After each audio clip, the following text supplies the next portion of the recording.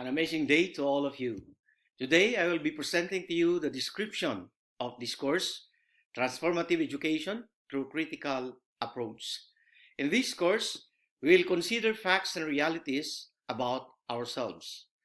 As you enter in a higher institution like the University of La Salette, you bring along with you your formed beliefs, unquestioned assumptions, or habits of minds that need to be examined critically in order for you to live an emancipated and purposeful life. My task as your teacher is to help you uncover your assumptions or perspectives and critically examine them so that you can make important decisions in your life. So in this course, we'll be using some theoretical tools or models of transformative learning. There is a need for us to develop and employ critical thinking in order for us to critically reflect on important issues that we encounter in our life. After developing your critical thinking skills, you are expected to engage in critical discourses on some current issues, especially in the field of education. Issues that most of the time are tainted with cultural, economic, and political biases or prejudices. Once your mind is transformed critically, you are then expected to get involved with some transformative advocacy programs of the university which you can apply in your local communities. Now let us consider, my dear students, the course learning outcomes.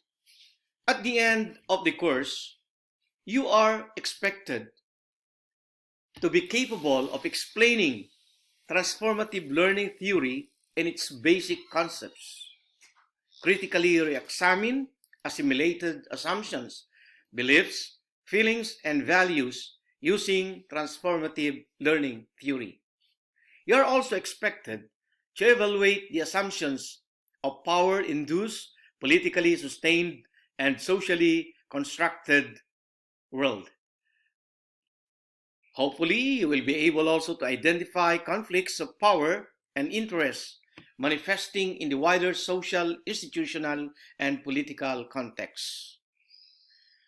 Here, you are also expected to investigate alternative explanations or perspectives, discuss the different functions of ideologies and how they shape a person's worldview, point out how knowledge and language could be used to project power and domination, and to determine the influence, limits, and danger of reductionism to the production and dissemination of knowledge.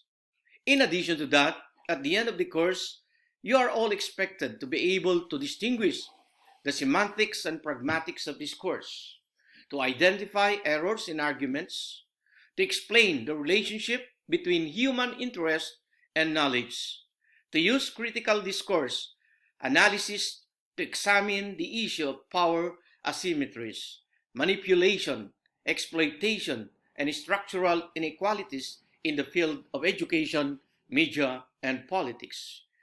Likewise, you are expected to demonstrate critical reflection by means of assessing one's assimilated beliefs, feelings, values, and worldview.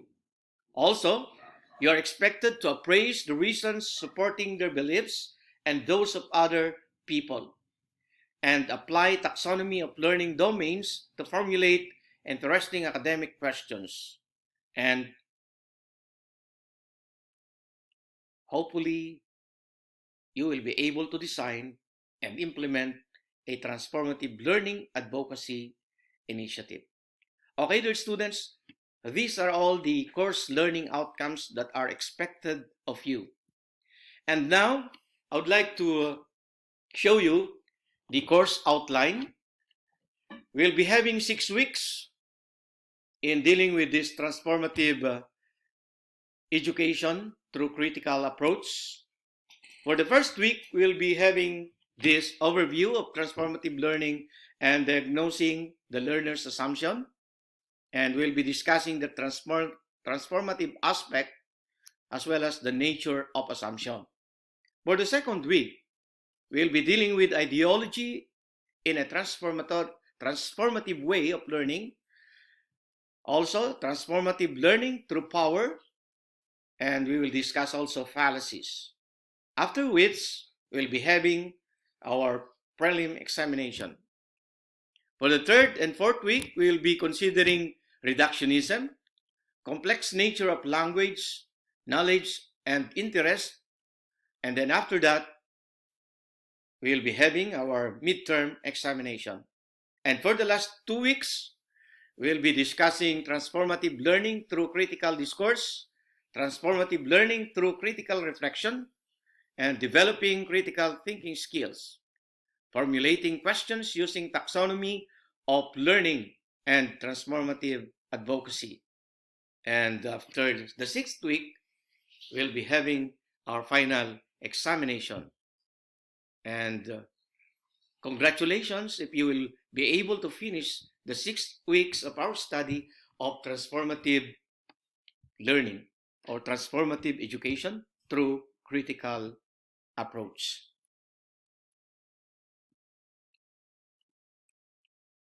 Now, my dear students, we'll be considering the overview of transformative learning and diagnosing the learner's assumptions.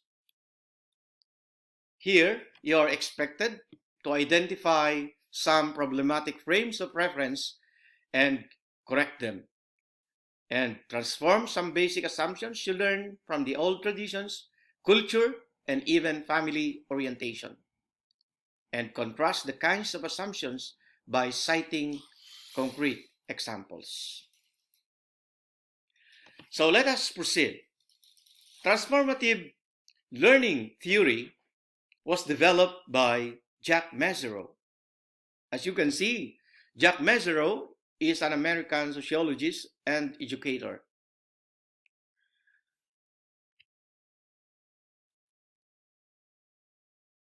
So you have heard transformative learning theory that was developed by Jack MEZIROW.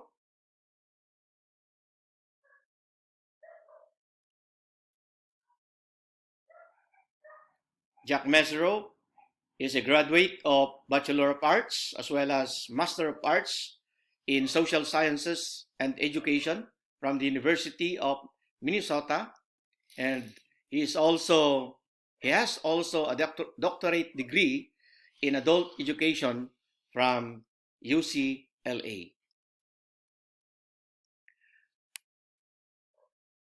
So what is a learning theory? Learning theories attempt to explain how people learn. There are actually multiple learning theories that take different approaches to the ways people learn. Some of the various learning theories are behaviorism, cognitism, connectivism, constructivism, and transformative. So our focus in this course is about transformative learning. First, let us define transformative learning. Primarily, we consider transformative learning as learning that occurs when our beliefs are changed, thereby changing our entire perspectives about a topic, issue, or situation. Belief is an acceptance that a statement is true or that something exists. Perspective, on the other hand, refers to a particular attitude toward something or way of regarding something, a point of view. Jack MEZIROW defines transformative learning as the process by which we transform our taken for granted frames of reference to make them more inclusive, discriminating, open, emotionally capable of change, and reflective so that they may generate beliefs and opinions that will prove truer or justified to guide action. Transformative learning focuses on problematic frames of reference. These frames of reference could be the result of cultural bias, prejudice, hate, stereotyping, sexism, Islamophobia, and homophobic tendencies. Our frame of reference is a structure of assumptions through which we understand our experiences. Assumptions are the taken for granted beliefs about the world and our place within it that guide our action. There are actually four main components of transformative learning. They are experience, critical reflection, reflective discourse, and action. Let us discuss a little about these four main components. As we journey in our day-to-day lives, there are a lot of experiences that we encounter. But we just do not experience them. There are reasons behind why we experience all these things. And so, there's a need for us to critically reflect on them. To critically reflect on these experiences would mean there's a need for us to analyze. There's a need for us to synthesize. There's a need for us to dig deeper on the meanings of these experiences that we have. And then, after which, after reflecting on these experiences, we'll be capable of reflective discourse. We can discuss matters with other people regarding these experiences that we have. And then this will be our frames of reference. And from this, we can plan for an action in order for us to be more active and be able to follow these components of transformative learning. Well, my dear students, there are also 10 stages of transformational learning being discussed by Jack MEZIROW. First is a disorienting dilemma. When we say disorienting dilemma, you are faced with a situation wherein you have to decide what to do, what to choose. It is a dilemma wherein you are being challenged to decide. And then the second phase refers to a self-examination with feelings of fear, anger, guilt, or shame. When we are being confronted by situation, there's a need for us to examine what we feel about it. Are we angry? Are we fearful, guilty, or shameful about the situation? That's the second phase of transformational learning. The third is a critical assessment of assumptions. What do we mean by that? When we say critical assessment of assumptions, these assumptions that we have may not be considered as true or false. There's a need for us to dig deeper on the evidences, on the facts and realities that will support our assumptions.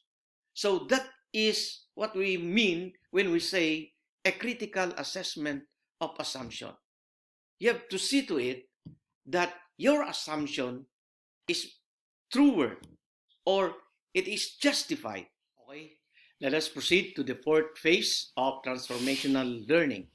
And this is recognition that once this content and the process of transformation are shared, there are experiences that we encounter in life that makes us angry, makes us being bothered.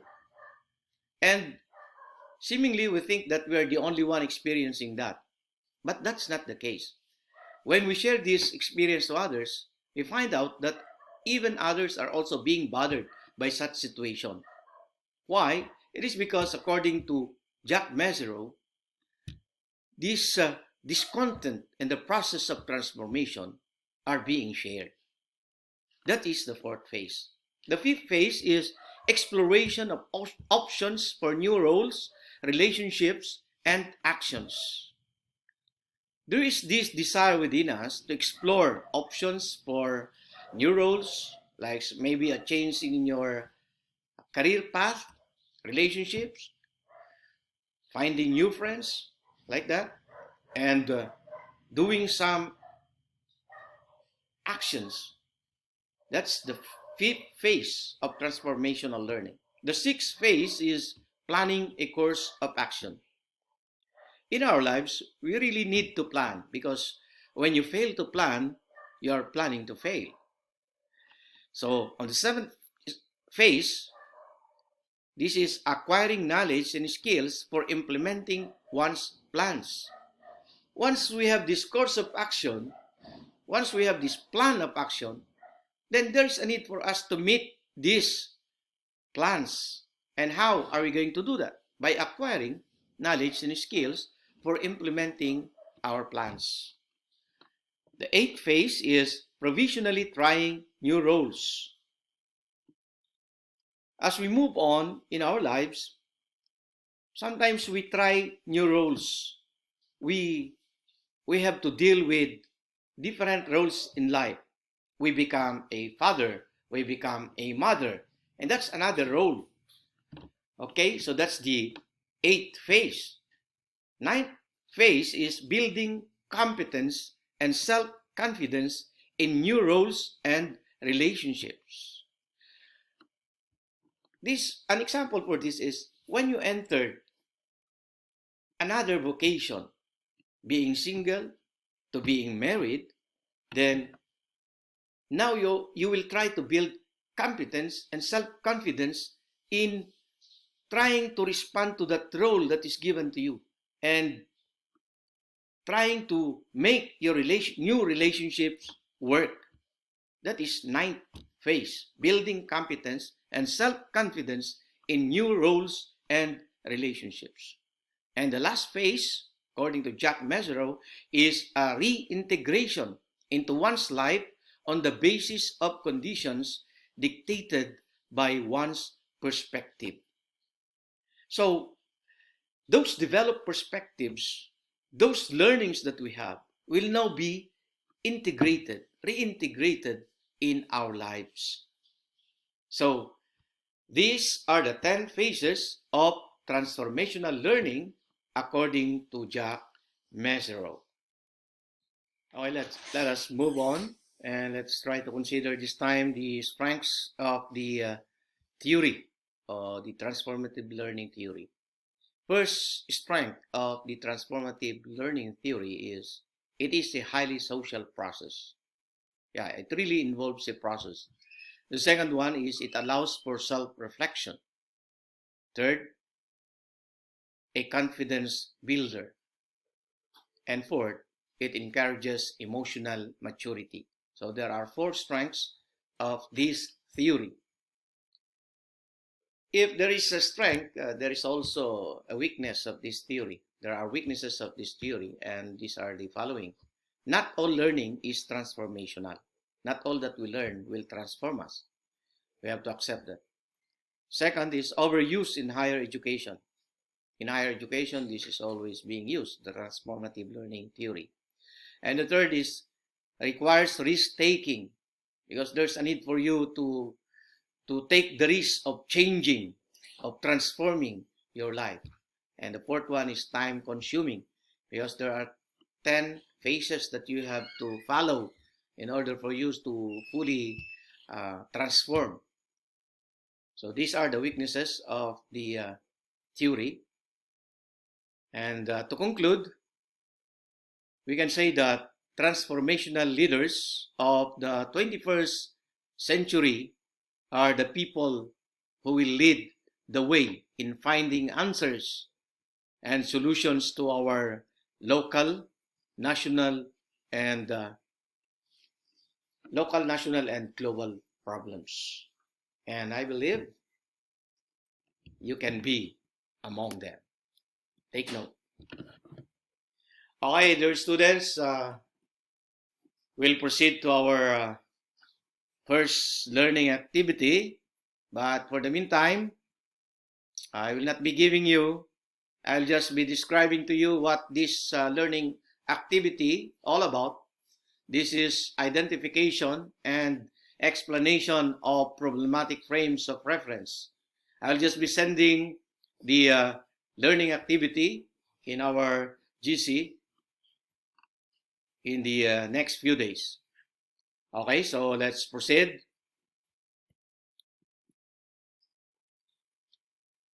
Let us consider now the first lesson, the nature of assumption. Here we have to define what is an assumption. What can you say about that, my dear students? What is an assumption to you? Well, considering the definitions that we have, assumptions are taken for granted beliefs about the world and our place within it that guide our action. Assumptions are beliefs of ideas that we hold true, often with little or no evidence required. An assumption is an unexamined belief. What we think without realizing we are thinking about it. Here, our inferences, also called our conclusions, are often based on assumptions that we have,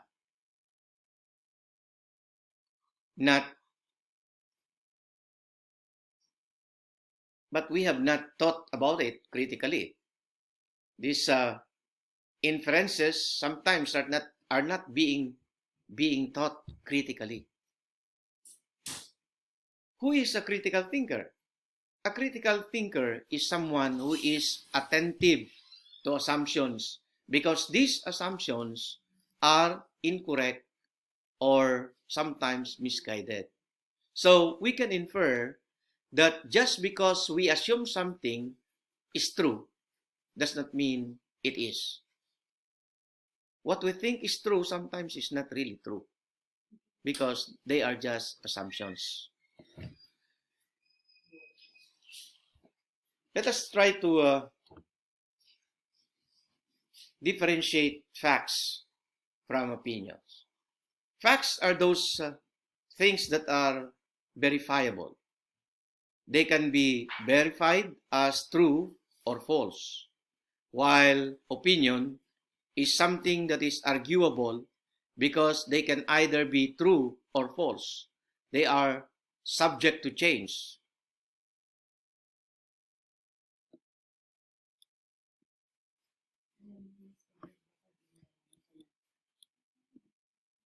Okay, so were you able to understand the meaning of assumption?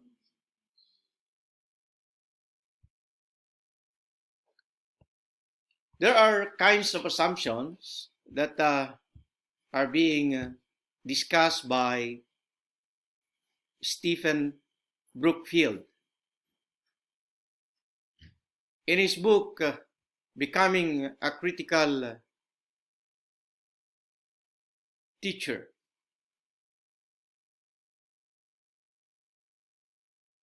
he introduces the idea of hunting for assumptions and defines paradigmatic, prescriptive, and causal assumptions to hunt for and explore. They are the hardest of all assumptions to uncover. Paradigmatic assumptions are those that are hardest of all assumptions to uncover. They are the structuring assumptions we use to order the world into fundamental categories. They are so foundational that are particularly hard to uncover and even harder to challenge. Fundamental categories means that we assume the things, actions, people, and events have their proper place in the world. For example, we can say adults are self-directed learners. There are several forms of paradigmatic assumptions. First is ontological assumption. These are assumptions we make about reality. Here, there is one defined reality, which is fixed, measurable, and observable. The second is epistemological assumptions. Epistemological assumptions are assumptions about how reality can be known.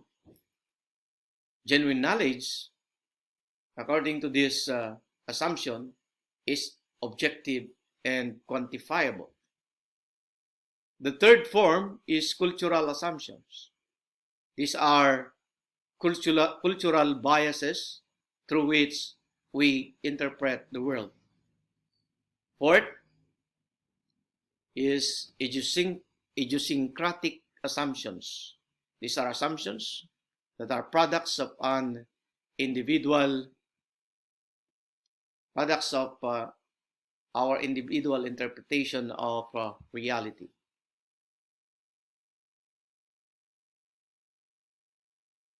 So let us proceed to the second kind of assumption, which is prescriptive. Prescriptive assumptions are assumptions about what we think ought to be happening in a particular situation.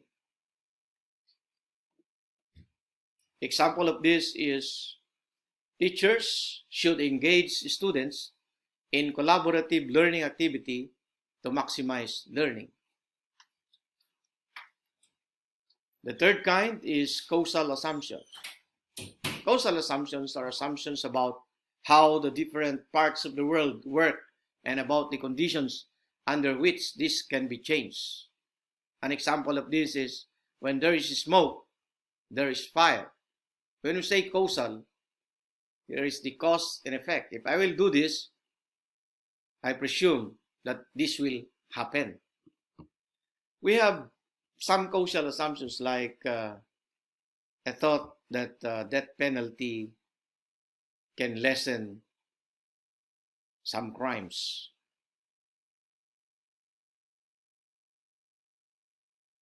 That is a causal assumption. If we will have death penalty, then we'll lessen some of the crimes being committed by criminals. Okay, there are students. Let's continue. So we were able to finish the nature of assumption. We discussed the different kinds of assumption as being given by Stephen Brookfield, as well as some forms of paradigmatic assumptions. Try to familiarize yourself with the definitions that we have given. Try to study them so that you can respond to the learning activity number 2, which is the discovery of personal paradigmatic assumptions on some things, actions, people, and events. I'll be giving this activity later. We'll just finish first our lectures. So please let us proceed. We have also another learning activity here. Activity number 3, which is to uncover from other people their perspective assumptions and various identified topics. I will be giving all these activities after our discussions.